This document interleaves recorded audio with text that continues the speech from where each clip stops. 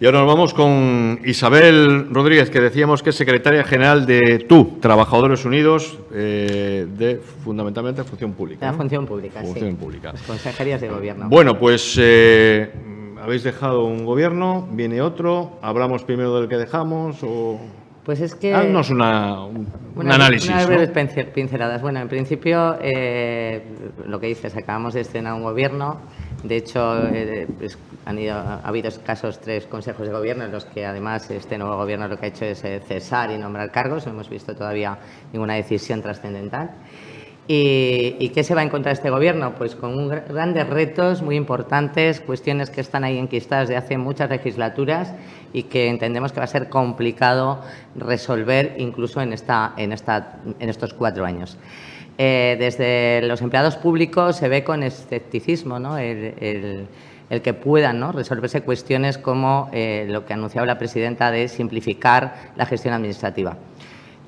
Hablaba la presidenta del Gobierno de que lo que se va a pretender es que efectivamente se desburocratice, ¿no? Sería la palabra, ¿no? Desburocratizar toda la gestión administrativa. Y para nosotros ese no es el gran problema. El gran problema es dotar de medios. No se trata solo de simplificar esas gestiones, sino de tener funcionarios, empleados públicos que estén en la atención al ciudadano. Porque lo que hemos vivido ha sido... vamos a decir que se ha invertido la pirámide, ¿no? Tenemos tantos altos cargos, tantas direcciones, tantas subdirecciones, tantos asesores que se están llevando un gran pico de un presupuesto del dinero de todos los cántabros y que luego realmente la acción, la función pública no revierte en los ciudadanos, que es donde tiene que revertir. Esta es una de las cuestiones que nosotros venimos denunciando con la doble condición que tenemos de empleados públicos y de ciudadanos, porque hasta ahora la gestión realmente no hemos visto que se haya volcado en quien tiene la necesidad, ¿no?, de nuestra atención, que son los ciudadanos. Por poner ejemplos, ahora mismo en el ámbito de la dependencia, ¿no?, donde se ha nombrado además a una compañera, ¿no?, de consejera, funcionaria de carrera, a la que tenemos muchas esperanzas porque es una currante, la verdad, esa es la fama que tiene entre los compañeros, y donde va a tener que enfrentarse, por ejemplo, a listas de espera de casi 1 año para reconocer el grado de dependencia o discapacidad. Estamos hablando de situaciones muy sensibles y de ciudadanos que incluso han fallecido esperando ese reconocimiento en Cantabria. Estamos hablando de que tenemos, como decíamos hace unos días, las cifras de empleo que tenemos, de la inversión de estos fondos europeos, donde también va a ser titular de esta Consejería de Economía. Otro compañero también empleado público, funcionario de carrera, Luis Ángel Agüeros, que además, como decimos, nos merece mucho respeto porque conocemos que es gente que curra, ¿no?, como decimos nosotros, sí, más allá de que pueda estar más o menos acertado en decisiones de tal calado, pero son currantes y por ejemplo, muy importante, en política, para nosotros, por supuesto, es básico. Es como, debería ser lo principal, ¿no?, que se viene al currículo, lo que ha trabajado cada uno y cómo se ha ganado la vida. Y por ejemplo, en educación también tenemos otro compañero docente, ¿no?, y eso, bueno, pues de alguna manera te da cierta seguridad, que sabes que es gente que conoce el trabajo, que conoce la gestión, que conoce las dificultades y que, por tanto, va a encaminar la política realmente a resolver los problemas de los ciudadanos, que es para lo que estamos.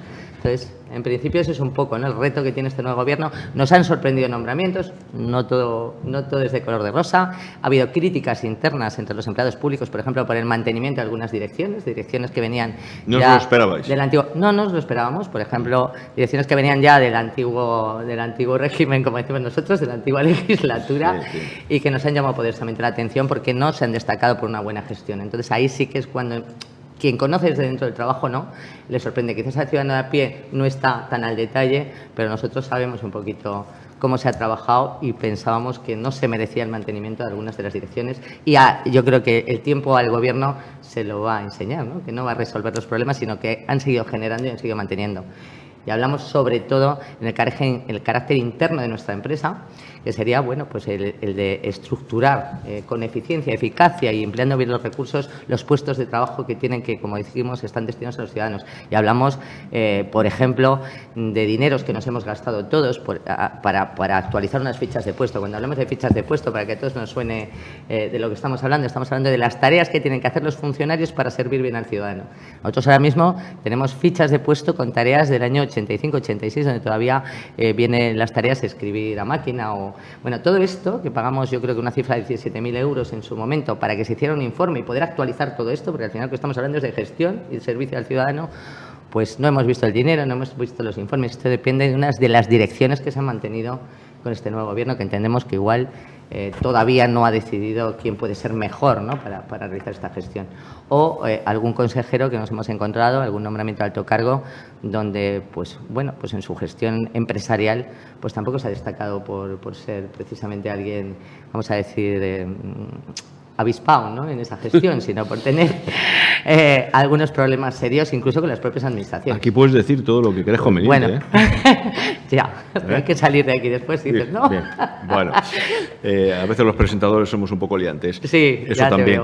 te veo. A veces, en más de una ocasión, hemos estado hablando fuera de estudios, fuera de micrófonos, de que son vosotros los sindicalistas, los representantes sindicales, casi todos, los que primero, los más interesados para que la función pública, para que los funcionarios pues vayan tomando una buena imagen, es dar a conocer el trabajo y la responsabilidad, la seriedad en muchos de los casos que estáis desempeñando dentro como digo, de la función pública. Pero es complicado porque eres consciente de que en general las personas, los ciudadanos pueden pensar, bueno, funcionario, ya veremos a ver qué es lo que resuelve. Es muy complicado y sobre todo en el contexto en el que nos ha llevado en esta anterior legislatura nuestros gestores. No podemos olvidar que todavía hay un estado de shock entre los propios empleados públicos sobre la situación de corrupción de alguna de las consejerías. Una de las pretensiones que la mayoría de los funcionarios quieren que se lleven adelante sería la de crear la famosa oficina anticorrupción. Nos parece vital, no solamente en qué se emplea el dinero, sino en qué se pierde el dinero. Y nosotros, la pretensión es que se emplee directamente en crear puestos de trabajo de atención al ciudadano, como he dicho hace un momento, pero desde luego que no se olvide el control obligado que desde los poderes públicos se tiene que realizar. Aquí hemos fallado estrepitosamente en Cantabria. Yo creo que ha sido un gran fracaso. Yo creo que ser famosos a nivel nacional por llevar 20 años de corrupción en una consejería que, por un lado, ha dejado a las empresas de Cantabria tocadas, ¿no?, en cuanto a cómo se ha podido gestionar de esa manera ese, vamos a decir, trapicheo, por hablar coloquialmente, al que ha habido en esta consejería. Y, por desgracia, los funcionarios nos siguen transmitiendo cuestiones que la verdad que dejan en duda, o bastante duda, en otras consejerías de nuestro Gobierno cómo se ha gestionado. Creemos que hay que abrir ya una oficina anticorrupción, que el funcionario que denuncia no tiene que ser perseguido, que los funcionarios conocen muchos detalles, que luego hay que probarlos, pero también hay que tener la libertad de poder hablar con libertad sin ser represaliado, como ha sucedido en algunos casos en nuestro Gobierno de Cantabria. Estamos hablando de eso también. ¿Cómo vivisteis, como primer sindicato de la función pública en Cantabria, todo el asunto cuando estalla en la Consejería de Obras Públicas aquel problema? Pues mira, ¿cómo lo empezáis a vivir? En principio lo empezamos a vivir con cierta incredulidad en cuanto a las manifestaciones públicas que hemos escuchado. Estamos en Cantabria. Yo creo que a nadie se le escapa que todos conocemos a alguien que conoce a alguien. Y al final, una noticia que puede ser un rumor en principio y que se acaba difundiendo públicamente era una noticia que llevaba años circulando. Cuando los funcionarios conocemos funcionarios que han intentado trasladar, y bueno, estamos hablando de un tema que está además en este momento en instancias judiciales y del que, bueno, pues tenemos que tener cierto sigilo, ¿no?, porque nos obliga la ley, pero sí que funcionarios que han trasladado una y otra vez situaciones irregulares a sus responsables, sobre todo políticos, y las respuestas que se han recibido han sido en muchos casos la de apartar el funcionario o directamente entender que no quería tener carrera profesional, porque aquí lo de la carrera profesional se suele utilizar como argumento. Cuando nosotros hemos vivido todo esto, y el problema es que no teníamos esas pruebas ni a los valientes que den la cara, porque luego sabemos lo que pasa con la cara aquí, si no tienes un peso específico en lo que vas a relatar o lo que vas a denunciar, pues bueno, por un lado, en estado de shock, ya digo, por esas manifestaciones con esa frivolidad de que había un funcionario que, vamos a ver, todos sabemos que 20 años de corrupción no se pueden sostener con la cabeza de un solo funcionario. Sabemos que además este Gobierno, el anterior, y bueno, así legislatura tras legislatura, se han empeñado en politizar la función pública precisamente para tener funcionarios dóciles que puedan, de alguna manera, servir a los políticos en este tipo de casuísticas, ¿no?, de corrupción.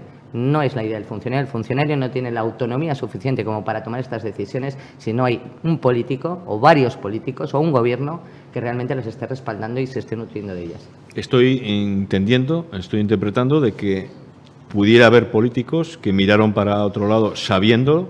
Presuntamente, sí. Presuntamente. Presuntamente. Y que eso posiblemente no se vaya a aclarar.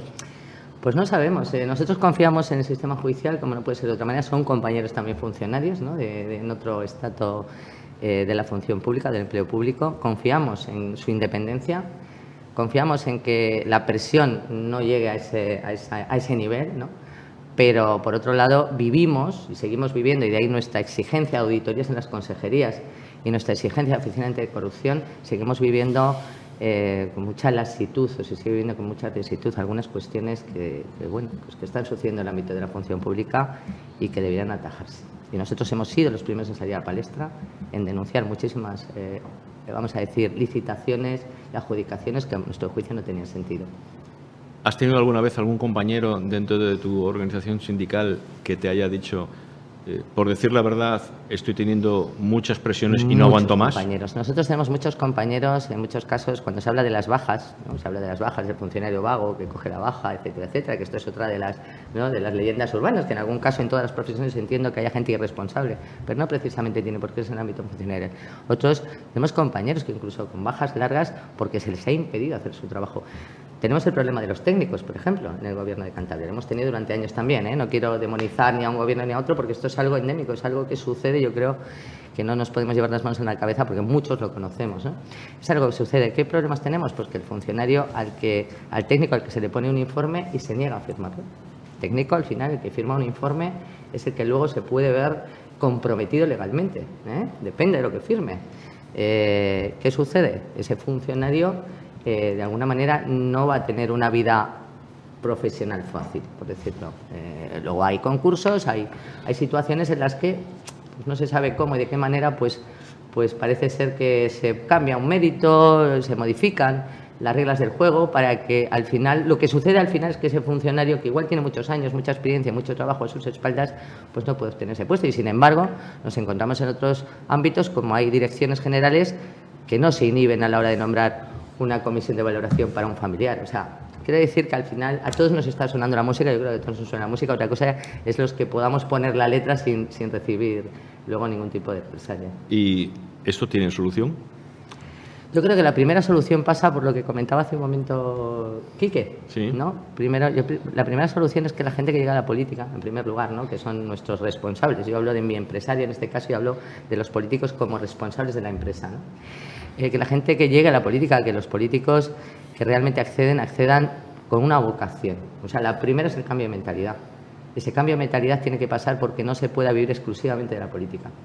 Yo creo que es el primer pilar. Tú no puedes vivir exclusivamente de la política porque al final, pues el dinero en muchos casos que nos llega fácil o la tentación de acceder a esas licitaciones, a lo que hemos vivido en obras públicas, pues al final debe ser muy grande y deben sucumbir. Entonces empiezas por ahí. Luego, lo siguiente es politizar. Tú no puedes tener aquellos que tienen que tomar decisiones en favor de los ciudadanos a golpe, como decimos, de pito. No puedes tenerlo porque al final todos somos personas, todos tenemos que pagar facturas, todos tenemos que vivir, todos tenemos hijos, y cuando tú ves que pende de un hilo, en muchos casos, tu futuro profesional, tu trabajo, tu puesto de trabajo, no digo que vayas a cometer infracciones, pero sí que probablemente pueda aspirar un poco más para otro lado, ¿no? Oye, Isabel, tú, cambiando ya de tema, sí, tú tienes la suerte de conocer Cabezón de la Sal, ¿no? Una gran suerte, además. Una gran suerte, ya, pero puede ser